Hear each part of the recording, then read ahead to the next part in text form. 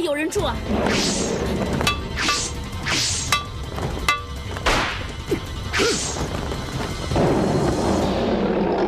屠龙宝刀号令天下，果然名不虚传。我今日总算是见识过了。你是什么人？居然找到这儿来了！哼！你还记不记得，当年我跟先父韩千荣成亲之日，门庭冷落，无人道贺，只有你金毛狮王来喝我们的喜酒，还送了一枚金花银叶作为贺礼。韩夫人。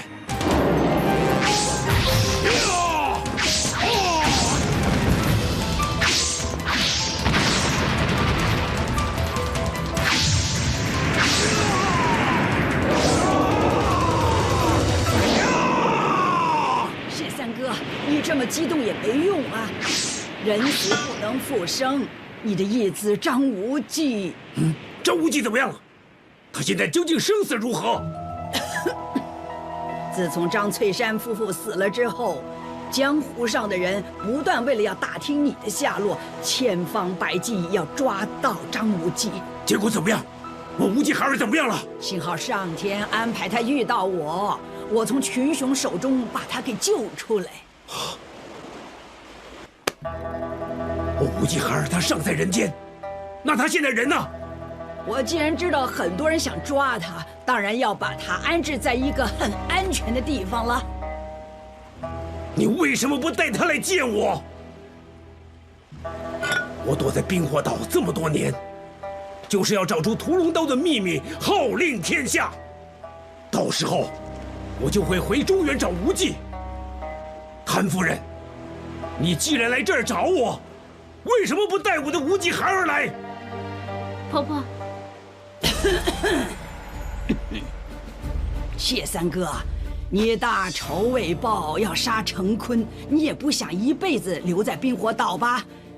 这样好了，先跟我回灵蛇岛，我再带张无忌来见你，到时候你们不就是可以相见啦？哼，韩夫人。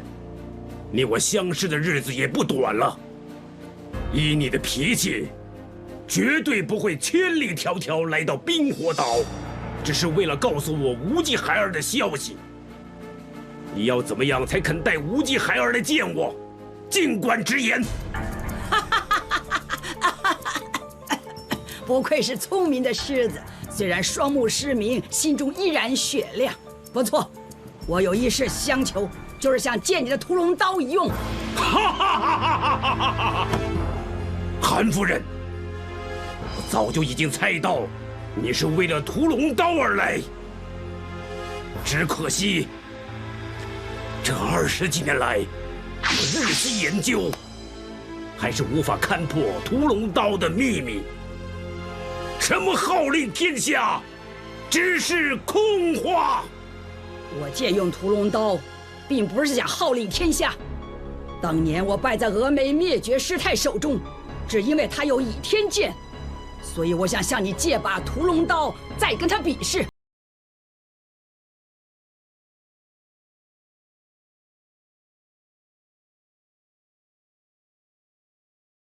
我就把刀借给你。接着，我就带了金毛狮王谢逊回到灵蛇岛。 可惜他太聪明，一定要见到张无忌才肯把屠龙刀交给我。我跟殷离出了灵蛇岛之后，本想找一个年纪跟张无忌差不多的男孩去冒充他。金毛狮王反正也双目失明，一定骗得了他。谁知道你又听说张无忌原来还没死，还在光明顶一役后当了明教教主。不错。 经查探之下，更发现你在他身边，哈哈哈哈！真是天助我也！我的小冤家不可能没死，那个明教教主会不会和张无忌只不过是同名同姓，根本不是婆婆你想找的那个张无忌。殷离，不准乱说话！但是张无忌能够一个人打败6大派掌门，武功非凡，我们不可能抓到他的。哈哈哈哈！所以我们要借助你了，小昭。那这包是千芒痛心散。 一旦中毒的人就有如芒刺，痛楚难当，就算武功再好，都无用武之地。你伺机向张无忌下毒，我会来收拾他，让他束手就擒。但是明教分舵高手如云，我知道，我会在远处监视分舵的动静。你趁跟张无忌单独相处之时下毒，金花为号，我自然会来收拾他了。有人！小昭，张无忌，你给我站住！你轻举妄动，我就杀了他！不要！婆婆，他不是张无忌，他叫曾阿牛，是我的好朋友。阿牛哥，你又发什么疯啊？前辈，张无忌，你不希望他死的话，就快点说出谢逊跟屠龙刀的下落。你抓我也是没用的，我只是公子的丫鬟，他不会为我说半句话的。是啊，前辈，小昭他毫不知情，你不要伤及无辜。哼，公子你不必理会我，你走吧。前辈，如果你再不放小昭的话，就休怪晚辈无礼。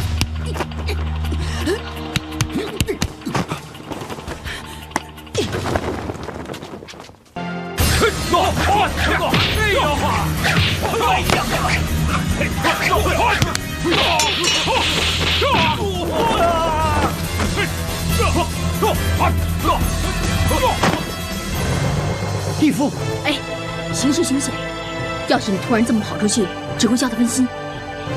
是啊，无忌哥哥，看起来你义父占了上风，不如我们看看再做打算。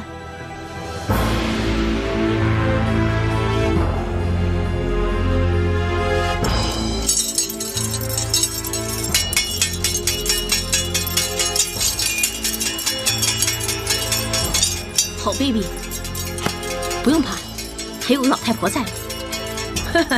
堂堂一个丐帮长老，欺负一个瞎子，这么卑鄙的手段，妄称天下第一帮。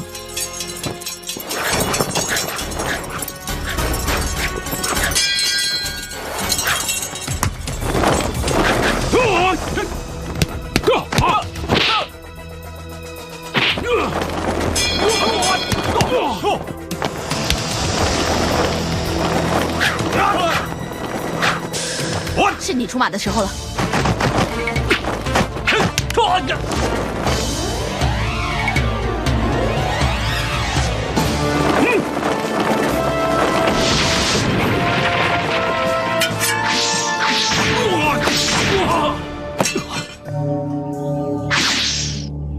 屠龙刀在此，有本事过来拿吧！谢大侠武功盖世，佩服佩服。可是我这位风长老已经身负重伤，还望大侠高抬贵手，就这么放他走吧。你叫什么名字？在下丐帮8代长老陈有亮。陈有亮，你怎么知道谢大侠在这里？请问婆婆，是怎么知道金毛狮王的下落的？是红梅山庄的卫弼，你也去逼问过他吗？虽然他说了冰火岛，可是我们根本不知道冰火岛在哪里啊。虽然你们不知道冰火岛在哪里，可是知道我去过红梅山庄，所以就跑来灵蛇岛了，对不对？婆婆果然神通广大，居然已经接了谢逊，谢大侠来了灵蛇岛。好在皇天有眼，我赶得及回来。在下愿意一命换一命，求你放了我这位兄弟。陈有亮，谢某敬重你是一条好汉，今天不杀你，带你兄弟走吧。多谢大侠不杀之恩。不过丐帮那么多兄弟命丧你手，在下10年习武有成，一定会回来找你报今日之仇。好，有胆色。谢某还有10年命的话，自当奉陪。告辞了，谢大侠。丐帮擅闯贵岛，还望恕罪。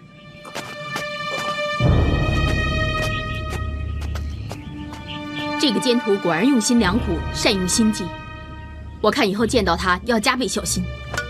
何方高人出手相助，还请见识。哇，公子，你义父真的好厉害啊！尊家刚才尽力之强，世间罕有。谢逊一别江湖20年，武林中果然人才辈出。敢问尊家高姓大名？义父，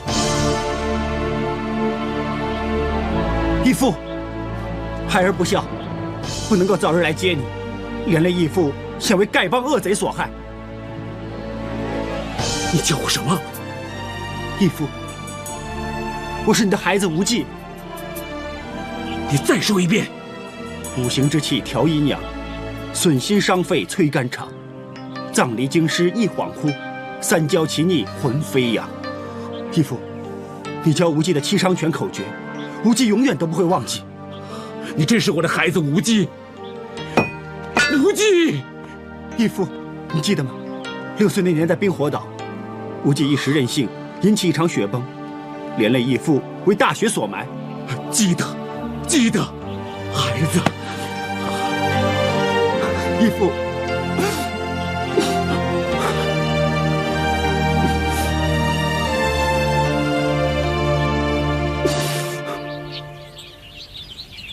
无忌，想不到你离开冰火岛之后，居然发生了那么多事。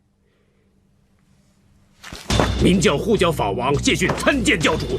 义父，你干什么？你是教主，谢逊当然要行属下之礼了。义父，你不要这样，来，坐下来。其实杨教主的遗书里说得很清楚，他希望义父暂代教主之职。义父双目失明，怎么可以担此重任？何况你相救明教上下，又是众望所归。义父，其实当时我真的是为势所逼。哎，你们父子没见10多年，是不是也要聊个10多年呢？喂，人家父子2个叙旧，多聊2句碍着你了。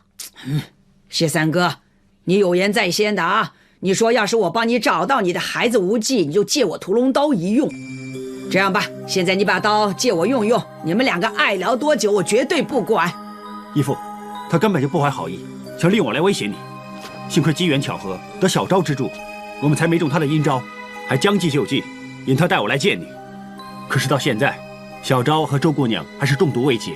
韩夫人，张无忌，你有个很护主的丫头啊。不过我金花婆婆也不会言而无信的。既然张无忌已经来了我灵蛇岛，我给你解药又何妨呢？接着。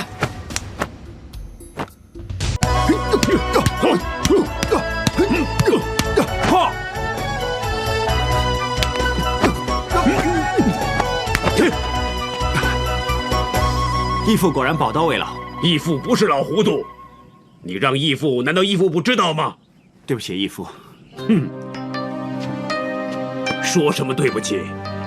你武功高强，义父不知道多开心。义父在你出生的时候说过，将来张无忌武功天下第一。我要世人都知道，你爹娘是征翠山殷素素，你义父是金毛狮王谢逊。如今看来，你距离天下第一已经不远了。所谓天外有天，人外有人，武学之道根本就没有止境。其实以义父的武学修为，要是你参透出屠龙刀的秘密，相信武功早就在孩儿之上。好，无忌，你果然有你爹张翠山的风范。可惜那么多年了，我还没有参透出屠龙刀的秘密。所谓成事在天，你还是不要太过勉强。唉，义父年纪老迈，能不能够参透出屠龙刀的秘密，但凭天意了。义父现在唯一的心愿，就是手刃陈坤这个恶贼。想不到他投身少林，化名元真和尚，又暗投朝廷，挑拨6大派，意图颠覆我教。此人一天不除，就是我教的心腹大患。只要此事一了，义父死而无憾了。义父，木筏已经扎好，等天气和风向配合，我们就可以立刻回到中原。到时候无忌一定要把陈坤这个奸贼碎尸万段。好。什么人？是我呀，三哥。进来。韩夫人，找我有事吗？三哥，不是有事才来找你的，我们多年没见，这回回到灵蛇岛，又人多口杂，都没机会坐下来好好叙旧，现在才有空过来找三哥聊聊。一转眼已经那么多年，日子过得真快呀。当年在光明顶，除了义父之外，对我最好的就是三哥了。我谢逊能够有一个这么乖巧的妹妹，我当时也很高兴。很可惜啊，其他人跟我无缘，才会弄得反目成仇。哎，经历这么多，这其中的苦，只有我自己才知道。你所受的苦，三哥怎么会不知道呢？所以说了，最体谅我的就是三哥了。你我情同兄妹，你也不想看到我就这么死啊。要是我有屠龙刀在手就不同了，我就不用怕江湖上的仇家了。韩夫人，你来找我谢母叙旧，我一定奉陪。要是再提借道一事，就免开尊口。三哥啊，我只是随便说说嘛，你干嘛这么大反应呢？哼。其实经过这么多年，什么都是过眼云烟啦。你跟我是什么人，大家都很清楚。放得下吗？有什么放不下呀？三哥，你我都老了，你看头发都白了。你想暗算我也没用。屠龙刀现在不在我这儿，圣火令已经失落多年了，怎么会突然重现江湖呢？走。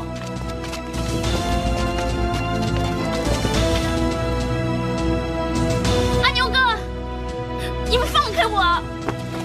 三位，请先放开这位姑娘，有什么事慢慢再说。我们根本没打算伤害她。珠儿，你没事吧？死怪物！婆婆，见圣火令如见教主，龙王狮王还不下跪？三位到底是什么人？如果是明教的弟子，谢逊应当认识；否则的话，圣火令就跟你们毫不相干。我问你，明教源于何土？源于波斯。你听着，我就是波斯明教总坛流云使，其他两位就是妙风使和辉月使。我等三人奉教主之命，特从波斯前来中土。暂时不要表露身份。三位到底是什么人？你们和圣火令有什么关系？当年圣火令和明教一起传入中原，自始圣火令就成为中土明教教主的令符。谁知道几十年前你们的石教主无能，居然让丐帮的人给偷走了圣火令，再辗转落入波斯商人手里，带回波斯，最后物归原主。今天圣火令在我们手里，以后波斯、中原明教合教上下齐奉号令，不得有误。中土明教虽然源于波斯，但是数百年来独立成派，本来就互不同属。废话少说，圣火令在此，狮王谢逊听命，立刻交出乾坤大挪移秘籍。我不知道你在说什么。你不必狡辩了。我们接到消息，你们前任教主杨顶天曾经立下遗书，要你站代教主一职。既然你当了教主，乾坤大挪移一定在你那里。乾坤大挪移是我教的宝物，不要说我没有，就算有也不会交给你。秘籍不在你那儿。我谢逊长居冰火岛，辗转来到这里，20几年来未曾踏足过光明顶，更加没有见过杨教主的遗书。这也难怪你们，离开中原这么远，消息又那么不灵通，居然还想干涉中原教务。哼，大叛徒，居然还敢说话！我金花婆婆一向不惯受人吆喝，就算当年杨教主在世，也对我礼让3分。今天你们居然在此大呼小叫，是金花婆婆还是戴喜思啊？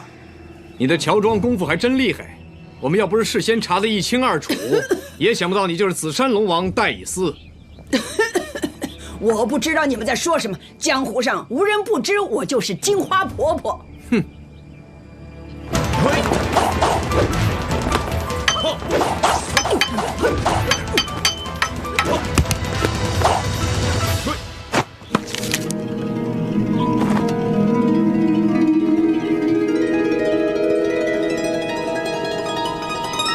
原来婆婆这么年轻啊，还是个美人呢。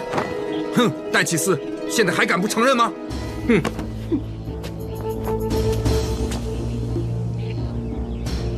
你还有什么话好说？是又怎么样？我早就已经破门出教，明教跟我一点关系都没有。哼，你好大的口气！你当明教是什么地方？由着你进进出出。本教教规，入教之后终身不能叛教。你不只是犯了叛教之罪，还滥杀同门胡青牛，简直罪无可恕。就凭你们3个想治我叛教之罪，哼！谢逊听命，给我取他人头下来。明教4大护法，情同手足。虽然我杀人不眨眼，但是永远不会伤害我的朋友。你不肯杀他，就是叛教。明教教规第1条，就是不杀同教兄弟。谢某要是杀害明教的人，才是叛徒。明教教义在于要人去恶行善，我谢某宁愿人头落地，也不会做这种不仁不义的事。你竟敢藐视圣火令！我双目失明20几年，就算你把圣火令放在我面前，我也看不到。还说什么见圣火令如见教主？我今天就杀了你们这2个叛徒！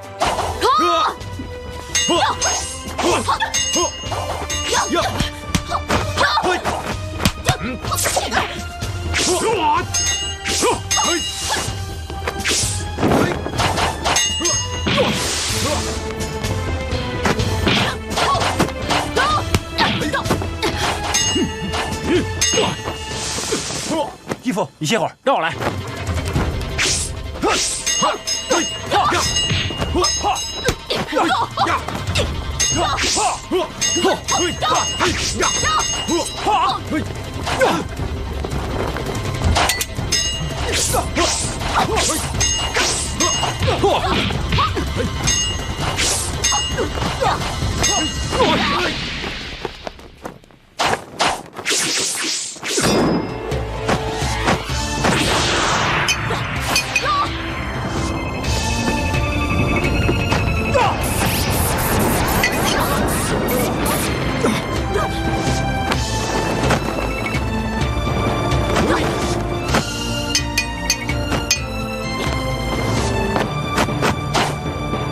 走。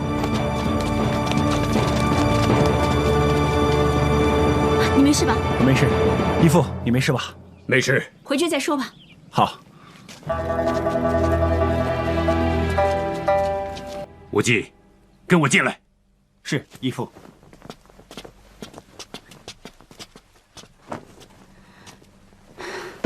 义父，你叫无忌孩儿进来，有什么吩咐呢？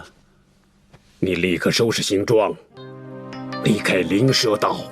义父，那帮波斯圣使是冲着我和韩夫人而来。你是明教教主，身份没被揭穿，没必要再留在这里。要走的话，大家一起走。我叫你走就走。无忌，以目前的形势，我们那么多人不可能全身而退。那3个波斯圣使，就由我和韩夫人留在这里解决吧。不要留下来帮忙。我叫你走就走。无忌，你身为明教教主，有很重要的事等着你去做。何况成大事的人，不能这么婆婆妈妈的。你马上回中原。义父，从小你就教我，做人千万不能贪生怕死。刚才韩夫人有难，你都出手相救，更何况我们有父子的关系。无论如何，如果你不走，我一定不走。义父当然明白你的心意，可是男子汉大丈夫，做事一定要权衡轻重。就算你不为自己着想，也要顾及那几位姑娘的安危呀。好，那我去叫他们4个先走。你以为你不肯走，他们4个就会离开吗？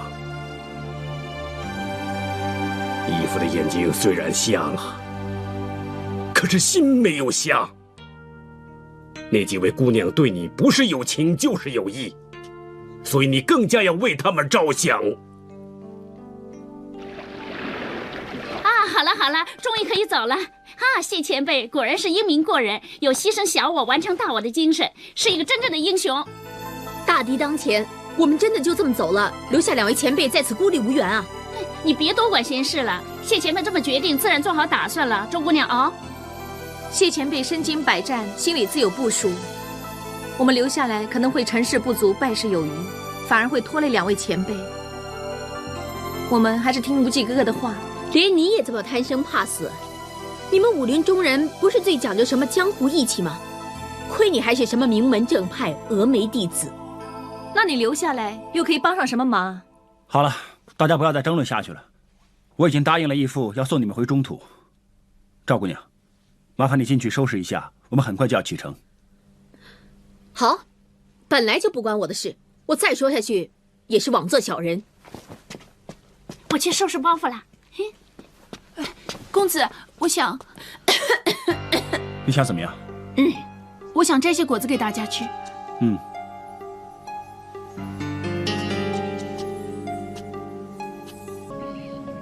这件事要回到20年前，当时我教在杨教主统领之下，上下一心，也曾经兴旺一时。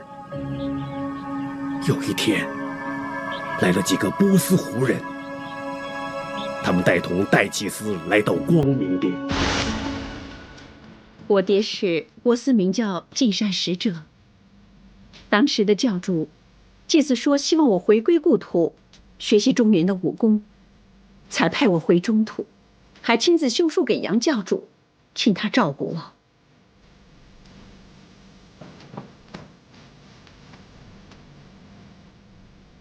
从此，戴启思就住在光明顶，对他倾慕的教众真是多不胜数。而其中，范幼时对戴启思更是一见钟情，刻骨铭心。不过他性情内敛，不懂得表达感情，只把感情埋在心里。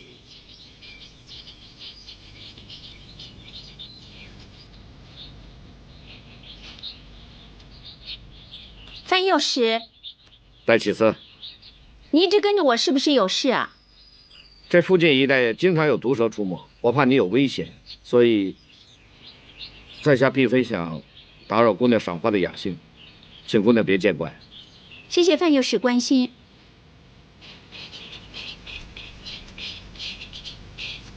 后来，教主夫妇知道范幼时的心意，便有心撮合他们。好，耍得好！戴启思给教主夫人请安。戴启思，你来光明顶有一段日子了，住得惯不惯呢？光明顶地方这么大，附近又有很多好玩的地方，我怎么会不习惯呢？谢谢教主夫人的关心。我还担心你有思乡病呢，所以命人依照波斯食谱为你准备了波斯佳肴，以解思乡情切。谢谢夫人关心。哎，对了，夫人，你好像还有话要问戴启思啊？戴启思，你觉得范幼时怎么样？范幼时才德兼备，论武功更加出类拔萃，的确是个人才啊。有眼光。以他这样的人才，是一个理想的家婿。教主和我想替你做个媒，你认为怎么样？我不会嫁给范幼时的。啊？为什么？你是不是另有心上人啊？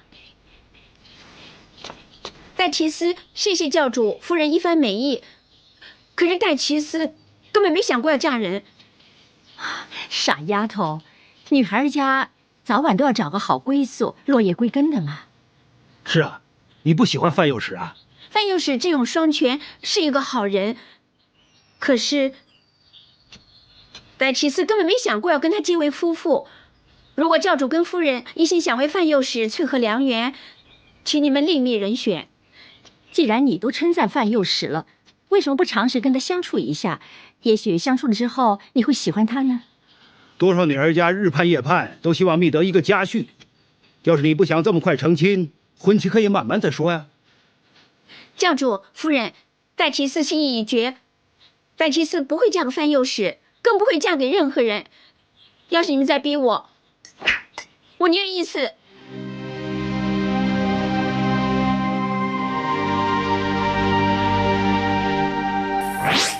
范幼时无论才智武功都已经堪称一绝，听说在他自毁容颜之前，样貌还非常出众。他和杨左使两人有逍遥二仙之称，你为什么要拒绝他呢？因为我知道，如果我下嫁他人，必定会万劫不复，惹来杀身之祸。戴启思除了是波斯净善使者的女儿之外，还背负着另一个身份，就是波斯明教的圣女。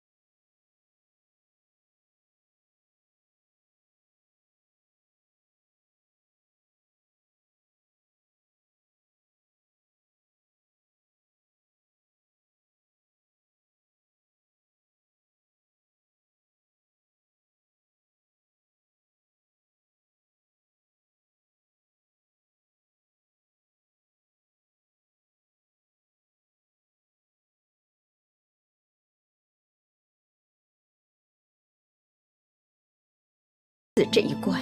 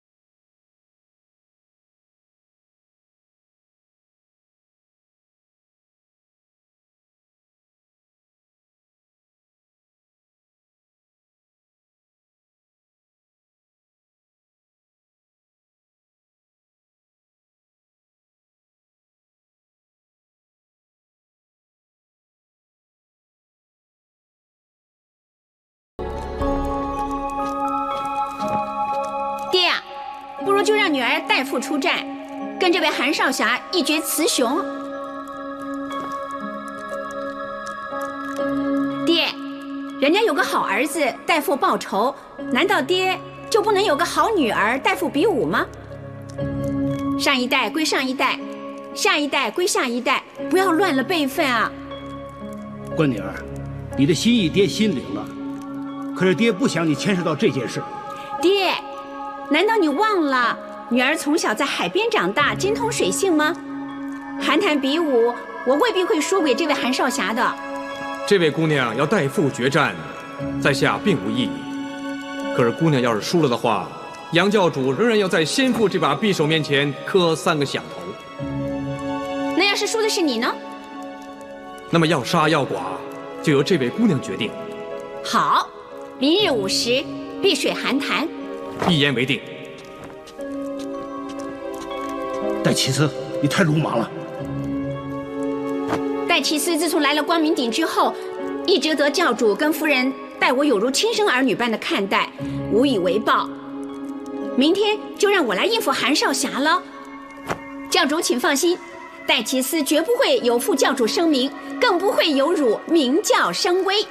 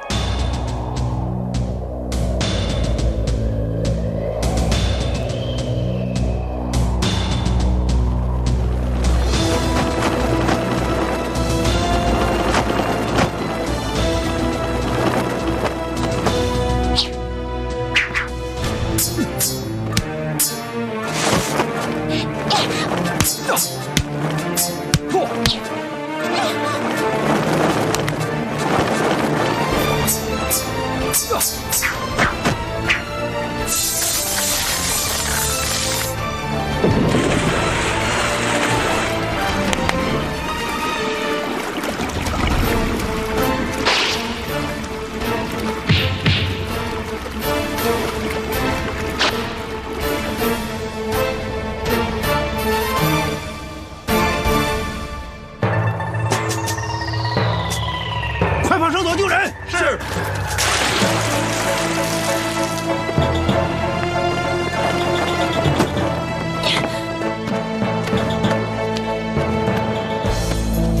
乖女儿，做得好。谢谢夫人。爹啊，这个人水性不差，念在他为父报仇一片孝心，求你赦免他无礼之罪啊！好，来人呐，送韩公子回去休息，好好为他治理伤势。是。哼，自不量力，死不足惜。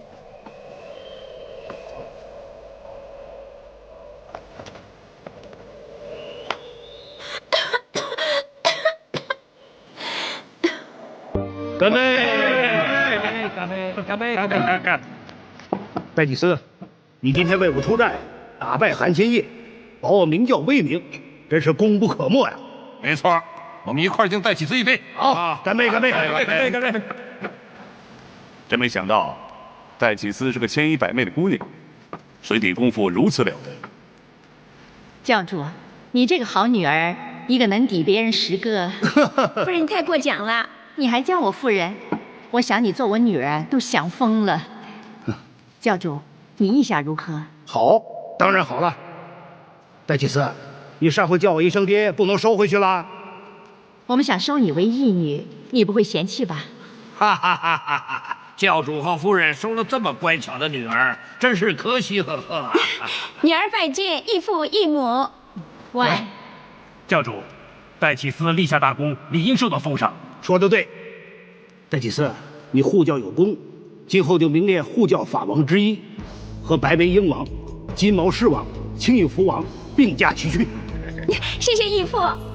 戴祭司，我们几个都各有名号，你不能没有啊。我？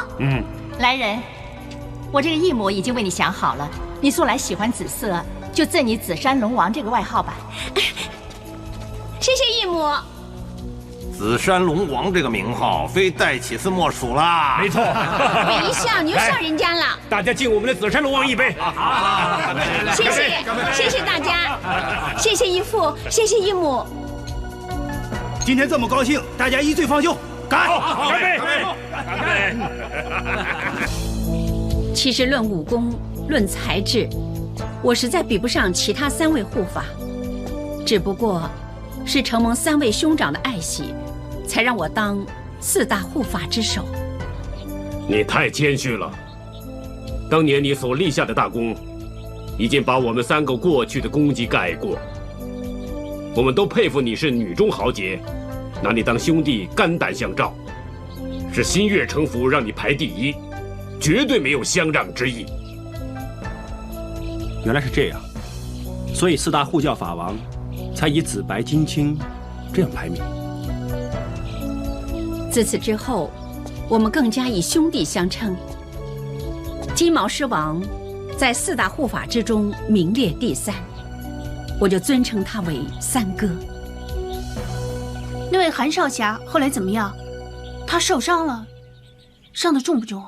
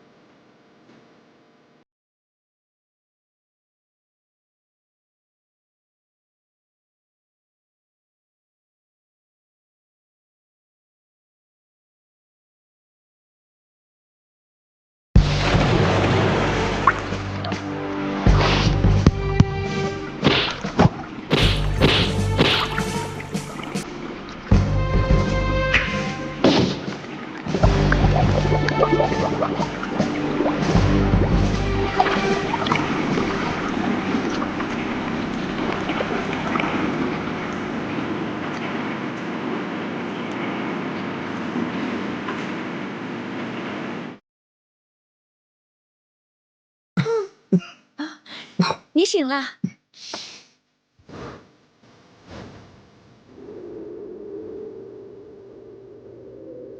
我还要去光明顶。吴清牛刚才看过你的伤势，你除了身上的刀伤之外，还中了寒毒呢。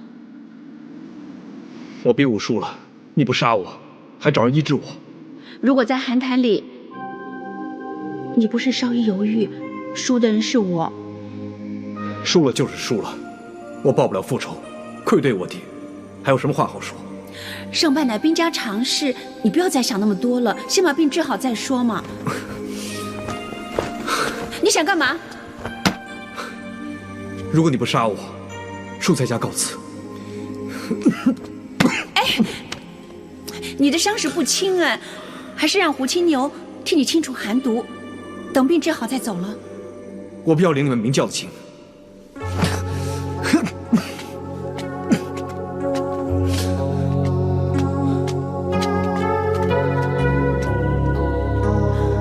外面下着这么大的雪，韩千叶，你不要走啊！雪越下越大了，你怎么走呢？还是先跟我回光明顶吧。你有病在身，你不想活了？我是死是活与你无关。你寒毒入体，在这么冷的天气很容易寒毒发作的。你走吧。世间上只有胡青牛才能够治好你的寒毒。寒毒要是停留在你身上太久，就会有性命危险的。我死不要紧，我只是不想死在你们明教的地方。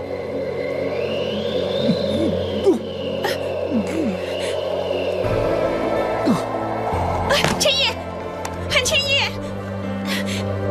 韩千叶，韩千叶。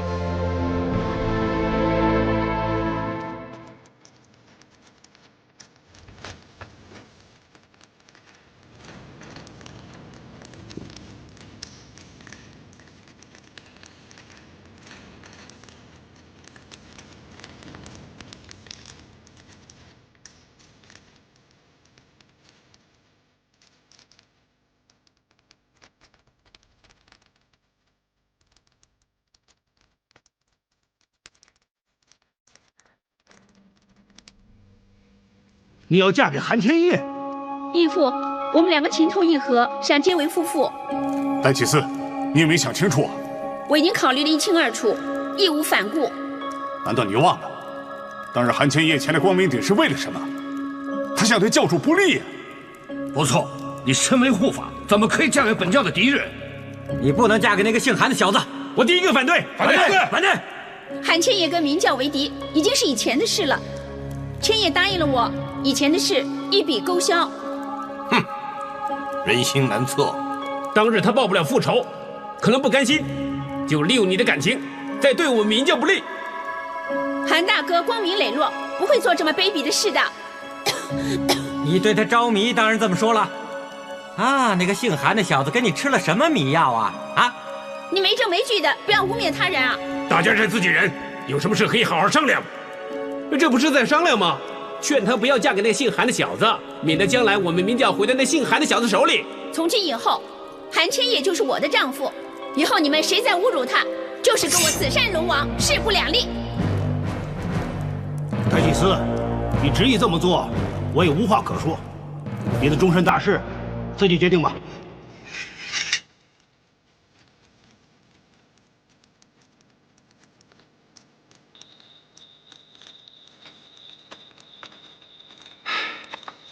为了跟我成亲，居然弄成你跟教内的兄弟不和，连一个道贺的人都没有。本来热闹的婚宴，现在变得冷冷清清。是我委屈你了。只要能够跟你在一起，其他的事都变得不重要。可是如果有更多的兄弟为你庆贺，你一定会更高兴的。不知道韩兄弟夫妇欢不欢迎我呢？谢三哥。三哥，一点小意思。哇，好漂亮！漂亮。谢谢三哥。谢谢三哥。客套话就不必说了，我们喝酒。好。我先敬三哥一杯。来，三哥请。好，祝你们白头偕老，永结同心。兄妹情谊永世长存。说得好，来。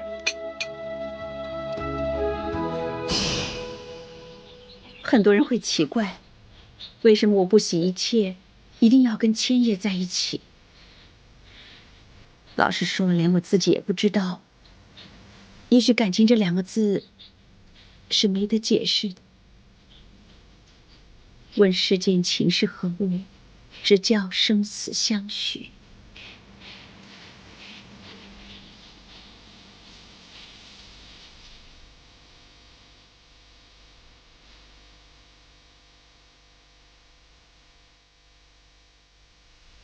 我说了那么久，你有没有听到我讲话啊？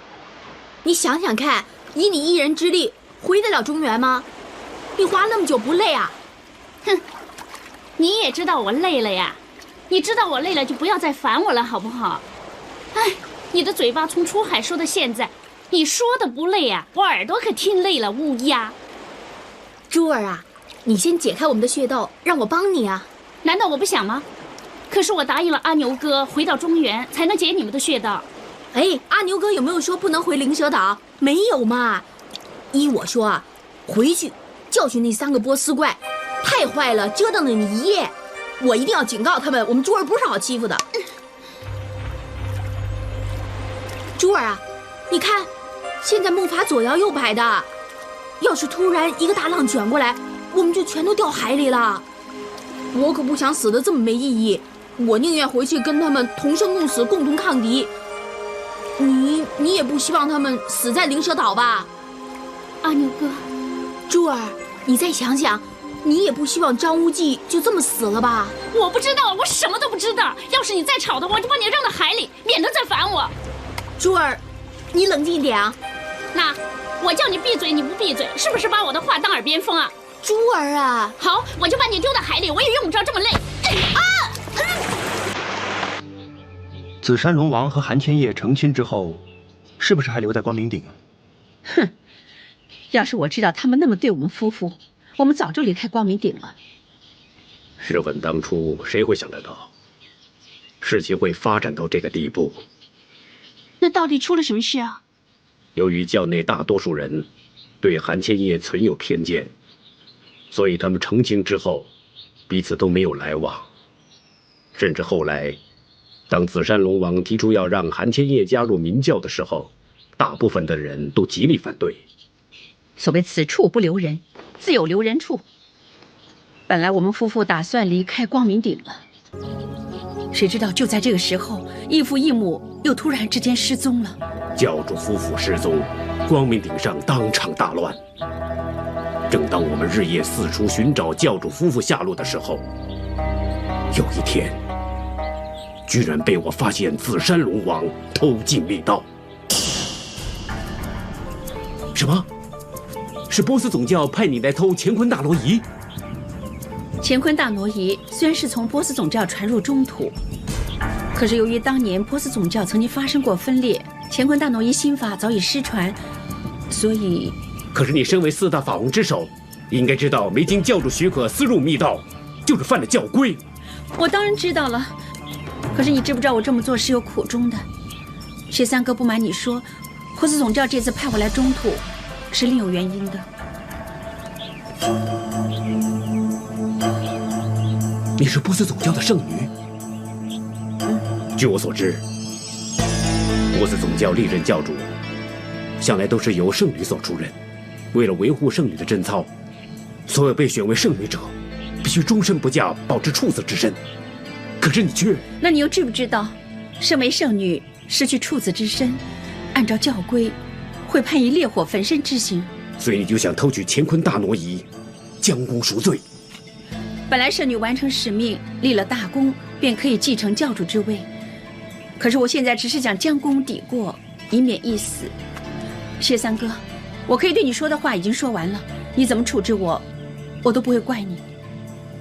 你要坦白回答我，你偷进密道，真的跟教主失踪一事无关？异父异母对我有如亲生女儿一样，我怎么会加害他们呢？好，我相信你。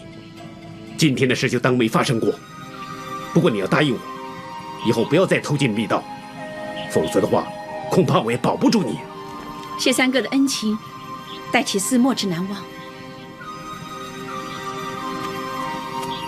当时我真的没想到，他居然不理会我的警告，再一次偷偷进入密道。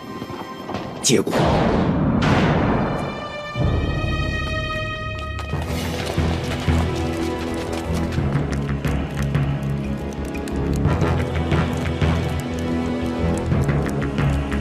戴祭司，你偷进密道，到底有什么目的？我无话可说。戴祭司，谢三哥，你不必多说了。戴启司既然犯下了本教的重罪，要杀要砍，悉听尊便。哎，戴启司，你这是何苦呢？婴儿哥，你我总算兄妹一场，我也不想说假话欺骗大家。可是至于我为什么要偷进密道，请恕我不能直言。所谓事无不可对人言，如果你是光明正大的，有什么不能说的？你一定有苦衷，你不妨说出来。依我看，你偷进密道，说不定跟我们杨教主失踪的事有关。你说这话什么意思？什么意思？你自己心里明白。你来光明顶没多久，杨教主无缘无故失踪，你现在又偷进密道，世事哪有这么凑巧啊？我信得过紫山龙王，他绝不会做出这种事。我谢信敢以性命担保，教主夫妇对戴启司恩重如山，他怎么会加害教主呢？谢三哥，紫山龙王也许不会做出这种事，可是姓韩的小子就说不准了。你又在胡说些什么？大家都很清楚，韩七前来光明顶，目的就是找我们教主报仇，难保他不会包藏祸心，假意跟你成亲，其实是想找机会谋害我们杨教主。说不得，没有证据怎么可以随便冤枉人？想弄清楚这件事，把韩千也叫出来问清楚不就知道了？混账！他跟这件事一点关系都没有，根本没有必要出来向大家交代。你处处维护韩千叶，真是此地无银300两啊！韩某自问行得正，坐得正，你们有什么想问的就尽管问吧。千叶，大祭司，你放心吧，大家都是讲道理的人，没有真凭实据的话，他们绝不会冤枉好人的。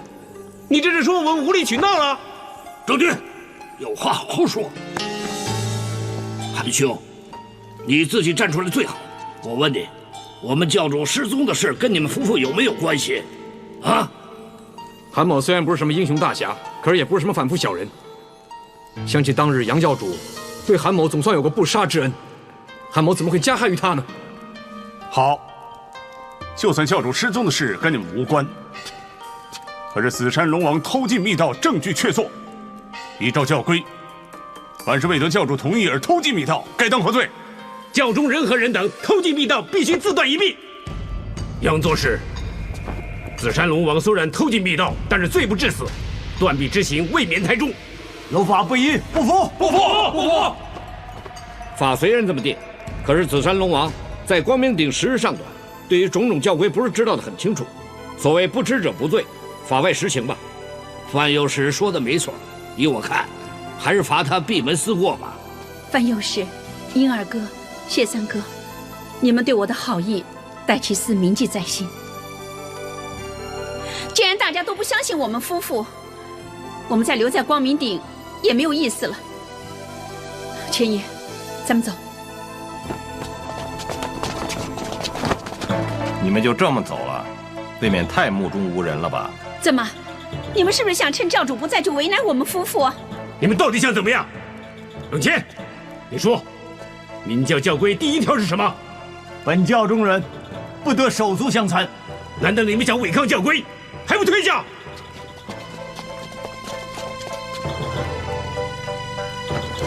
紫山龙王，你听着，如果日后被我们查出教主失踪的事真的跟你们有关，就算你们逃到天涯海角，我们也不会罢休。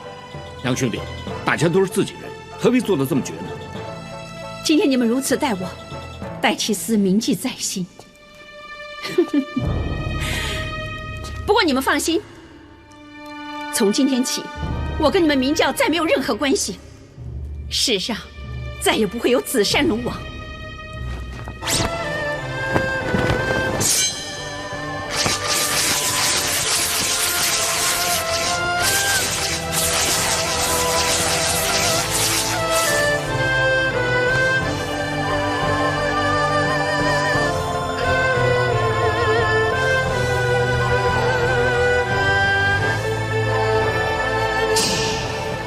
其实当年只不过是一场误会，紫山龙王又何须割袍断义，脱离明教呢？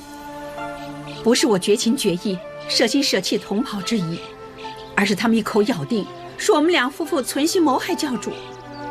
我也不想再留下来仰人鼻息。对了，无忌说过，在密道内找到杨教主夫妇的遗体。为什么当年你3番2次偷进密道，都一无所获呢？当年我的确搜查过密道内各个石室，可是并没有发现义父的尸首。不过有一间石室，我怎么都进不去。当年我被程坤那个奸贼困在密道之内，为了寻找出路，我才使出9阳神功打开那道石门。那道石门的确是要张教主那么深厚的内力才能够打开，才能够发现义父他们的尸体。唉，莫非这真是天意？也许是我们明教注定要遭逢此劫。自从杨教主失踪，教中群龙无首，最后光是为了争论应该谁来继承教主一位，就弄得4分5裂。婆婆，你们夫妇离开光明顶之后，跟着又去哪里了？我们为了避开明教中人，就一直往东走，一直来到离舍岛这里便住下来，总算有过一段开心快乐的日子。后来当我听到江湖上出现了金花银叶，就知道是你们夫妇了。真没想到，你们居然会用我送给你们的贺礼作为你们的标记。我们一心隐姓埋名，一直改头换面。既然当日三哥送了金花银叶给我们，我们便决定以此作为称号。从此江湖上只有金花婆婆跟银叶先生，再没有韩千叶跟戴启思。三哥在我们夫妇最失意的时候能够雪中送炭，这个恩情戴启思今生今世都不会忘记。那位银叶先生现在怎么样？他在我们离开明教的第2年，他就离开人世。他可以说是被明教众人间接害死的。当年碧水寒潭一战，千叶被寒气所侵，当日经虎青牛的诊治，病情总算控制得住。可是自从我们离开明教之后，由于经常奔波劳碌，过了没多久，千叶又复发。我们走遍大江南北，遍寻名医，可惜都治不好千叶的病。我没有办法，看着千叶的病情越来越严重，我只有一个选择，就是带千叶到叠谷去找虎青牛，只有他才有能力治好我相公。韩夫人，不是胡某不肯医治你的相公，你也知道你现在已经不是明教中人了，何况杨教主失踪的事与你有关，恕胡某无能为力。虎青牛，亏你称为医仙，你居然见死不救！韩夫人，胡青牛从来不医治明教以外的人，当日杨教主吩咐胡某医治韩先生，我才会破例的。今天你们跟明教已经没有什么关系了，何必强人所难呢？另请高明吧。尊夫的病，恕胡某无能为力呀。你到底救不救？不救。如果你不治好我相公，我就先杀了你。戴祭司，这又何苦呢？千叶，你的病已经很严重了，千叶。所谓生死有命，能够在有生之年娶到你这么好的妻子，我已经于愿足矣。千叶，我不能让你死，不可以啊！胡医师，求求你救救他！只要你肯救他，你叫我干什么都行，求求你！韩夫人，总之你们不是明教中人，明教的教规我不能违抗。胡医师，我求求你救救他，你要我死也行啊！胡医师，请吧，胡医师，请吧。如果上天真的要我死，我们也别勉强他了，我们走吧。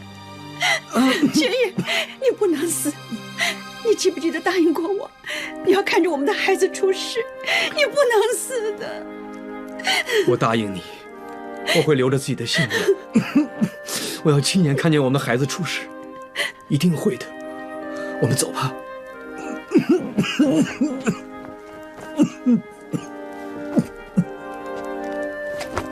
胡七牛，你给我听着，今天是因为我不是明教中人，你不肯出手相救。但是如果他日让我发现你医治明教以外的人，我一定会回来要你的命。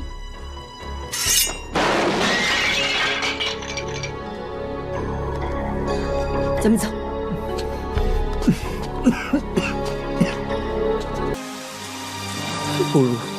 不如算了吧。算了，怎么可以算了呢？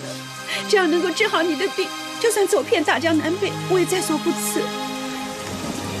你记不记得，也答应过我的，要看着孩子出事，所以你要赶快好起来，我和孩子都不能没有你的。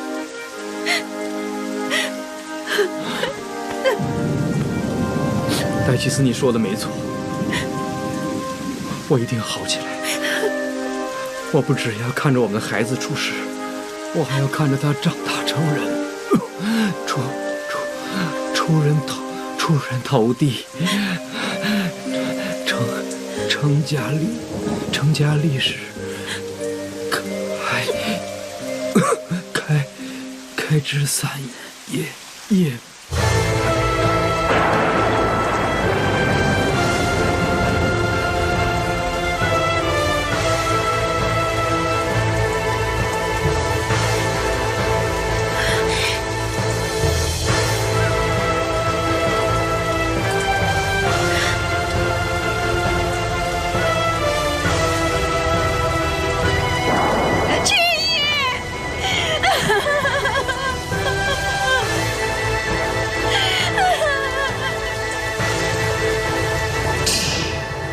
没想到千叶到最后还是没办法看到。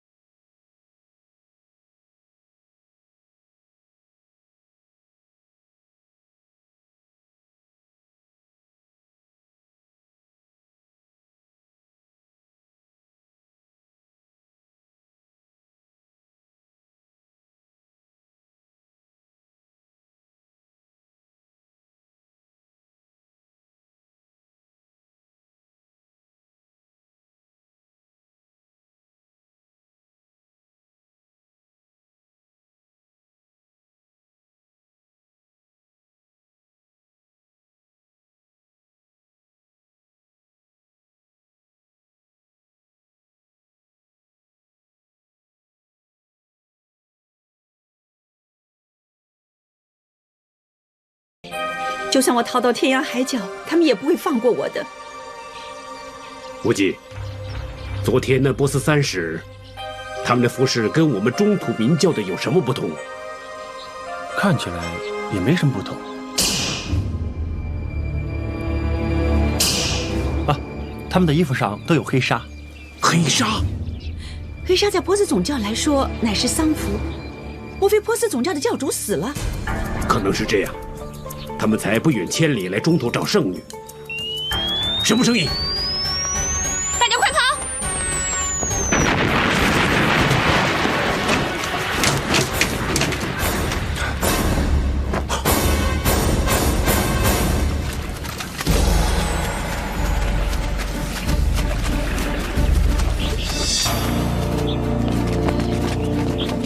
紫山龙王，金毛狮王，你们两个胆敢勾结外人，违抗教令，识相的跟我们回总教请罪，否则休怪我们不客气。哼，简直笑话！你用大炮炸毁我的瓜棚，我还没跟你算账呢，你还胆敢恶人先告状？戴启思，你身为圣女，应该很清楚知道违抗教规会有什么后果。我劝你还是不要反抗。哈哈哈哈哈哈！要我们不反抗，行，除非你答应我2个条件。到底什么条件？第一，以后你们波斯总教跟我们中土明教互不相干，河水不犯井水。好，这个绝对没问题。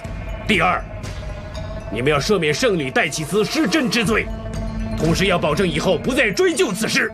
混账！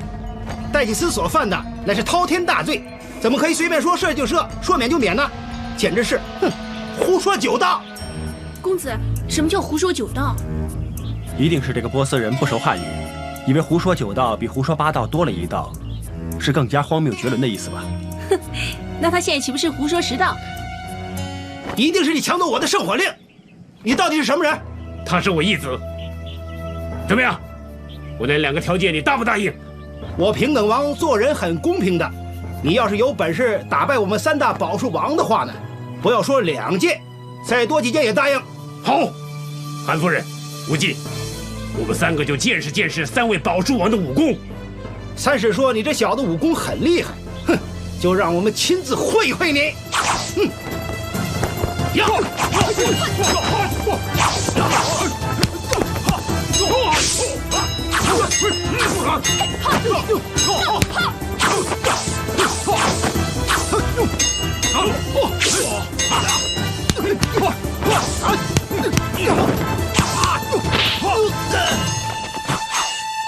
没想到你这小子的武功果然很厉害啊！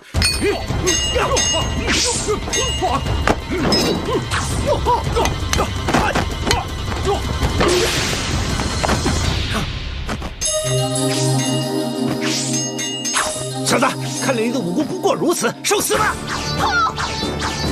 嘿，倚天剑。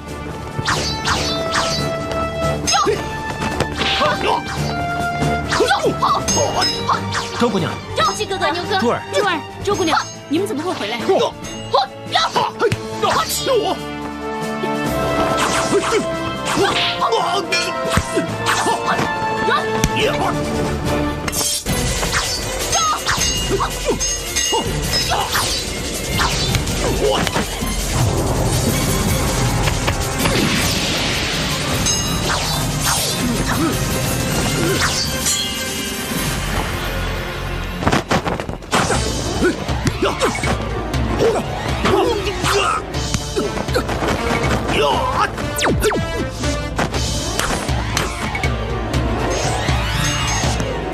敏敏，你没事吧？你还知道关心我？怎么这么说？你怎么样？一定是刚才被剑气所伤。小赵，你先带我照顾赵姑娘。哎，照我估计，这个应该是波斯文字。你懂得波斯文字吗？你知不知道上面写什么？如果我没有翻译错，这应该是武功心法。因左则右，虚有乃后，3虚7实，无中生有。上！无忌哥，你慢慢想，我和珠儿先出去抵挡。什么理由？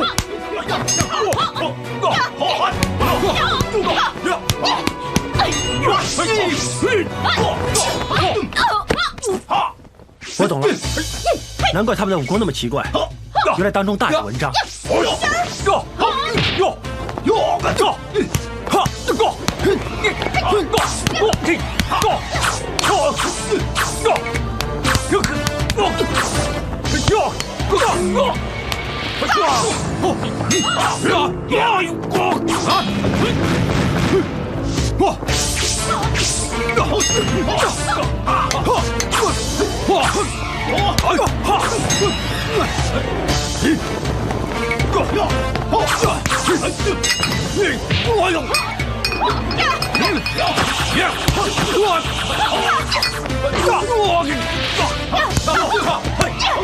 小赵，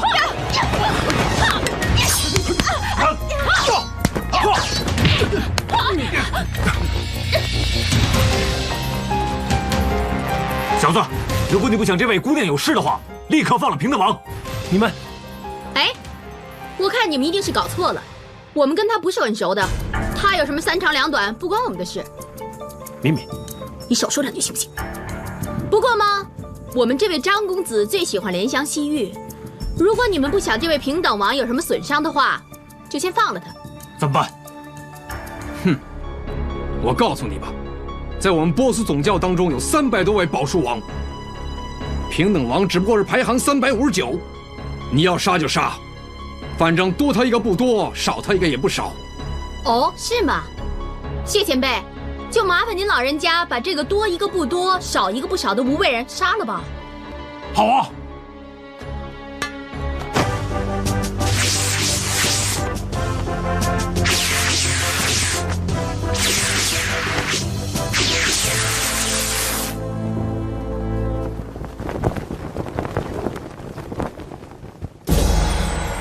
你们都见识过了，我坦白告诉你们吧，我们这位金毛狮王在我们中土明教可是排行第3509位的。你们聪明的立刻放了我们张公子那位好表妹，要不然的话，万一惹恼了我们张公子，他再叫那3508位高手出来，恐怕你们没命回波斯了。反正你们也有人质在我们手里，谅你们也不敢耍什么诡计。我们姑且再给你们1夜时间考虑清楚。到时候你们再不放人，可别怪我们大炮无情。把女的押上船。是。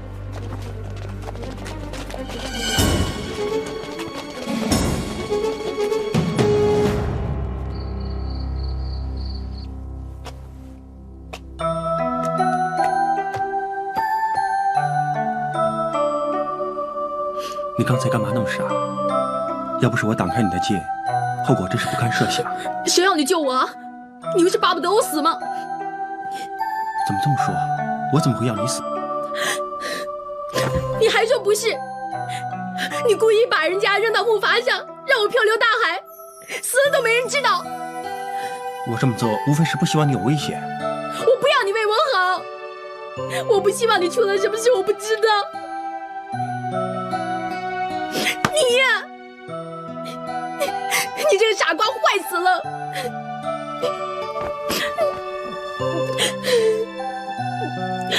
好了好了，别哭了。张无忌，我告诉你啊，要是你下次再扔下我不管的话，我绝对不会放过你。我答应你，以后再也不会扔下你不管，好不好？这是你说的，你要做到啊！我发誓。我不用你发誓，你发誓就当家常便饭一样。对了，为什么你们又会回来呢？你还问我呢？你那个表妹啊，是个疯子，我差点被她扔到海里淹死了。好，我就把你扔到海里，我用不着这么累。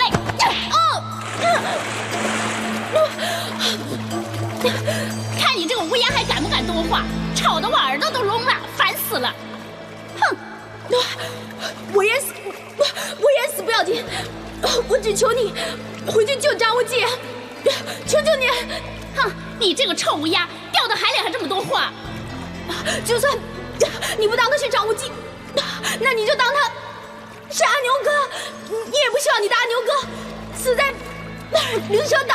哎，我不再听你说了。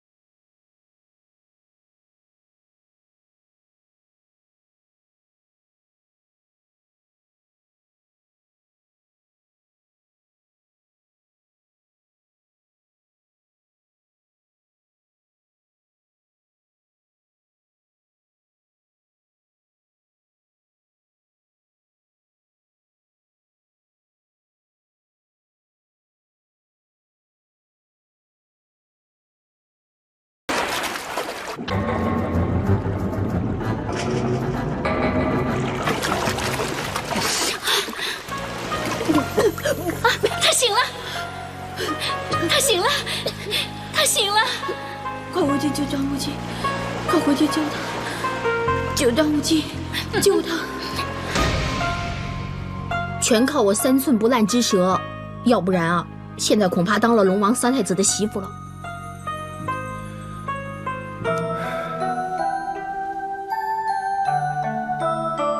咪咪，你这么对我，我真不知道该怎么报答你。你真的想报答我吗？你把脸凑过来。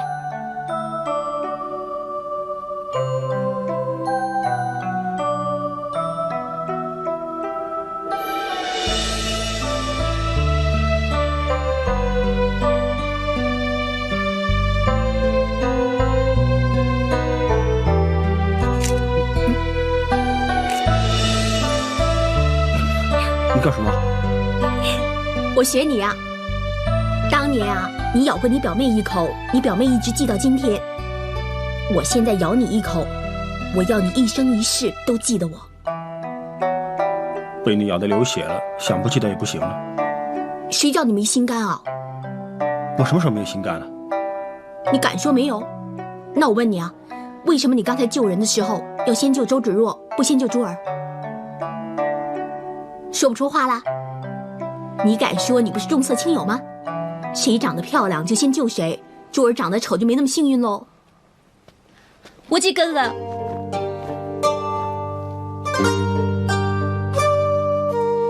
小昭已经把圣火令上面的武功心法翻译出来了，他们请你现在去。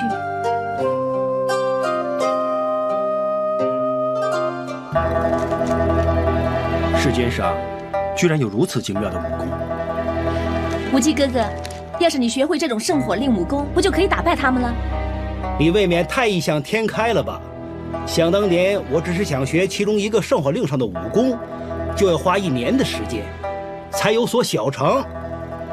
那是你实在太笨了。哼，无忌，依你看，要练成这6个圣火令上的武功，大约要多久？照这个心法看来，圣火令的武功和乾坤大挪移应该是同一路数。公子，你懂得乾坤大挪移，不就可以更快练成圣火令武功了？可以这么说。你们是什么人？你们怎么会乾坤大挪移呀？切，会乾坤大挪移有什么了不起啊？我们这里所有的人不但会乾坤大挪移，还会阴阳大搅乱呢。阴阳大搅乱，这是什么武功啊？我不告诉你，让你想得变白痴。无忌，你还没说你到底要多久才能够练成这6个圣火令武功啊？看来最快也要1天1夜。可是我们只有半天，要想办法拖延时间才行了。我有个建议，不知道能不能行得通。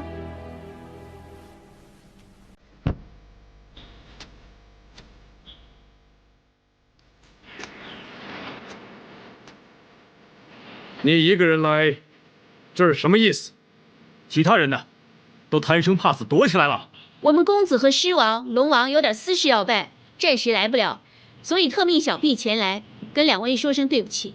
说句对不起就想算数吗？你没开玩笑。请2位息怒。公子之所以派小婢前来，是想跟2位做个交换。交换？不错，我们公子希望以乾坤大挪移的武功心法，来换取狮王、龙王2条性命。你是说乾坤大挪移的武功心法，如今在你手里？岂有此理！